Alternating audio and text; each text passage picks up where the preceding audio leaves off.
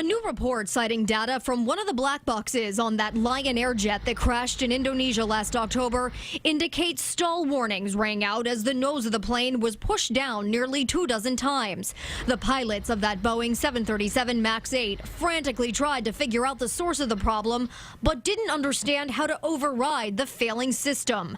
Seconds before the deadly dive into the Java Sea, the first officer is heard saying, "God is great," as he prayed. The training was insufficient. It's clear that it was insufficient. Anthony Roman is a pilot and flight instructor. Pilots should be reactive to emergencies based on their training. It should be almost automatic. There have been questions over how many hours training the pilots had before taking the controls, but now we've learned the same plane experienced the same malfunction the day before. An off-duty pilot in the jump seat had to explain how to stabilize the aircraft.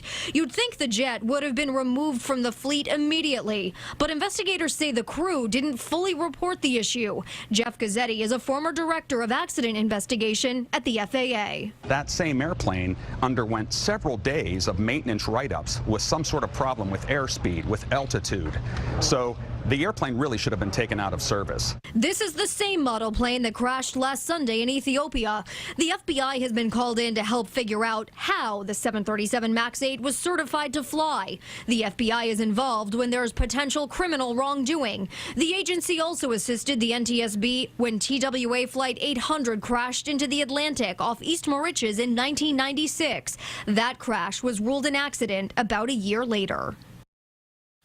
Boeing is hoping to finish a software update by this Monday so these planes don't stall anymore. Tonight, though, there's word that Europe and Canada plan to do their own reviews separate from the FAA. Meanwhile, current Boeing executives are expected to be called to testify at a Senate hearing next week. Christine?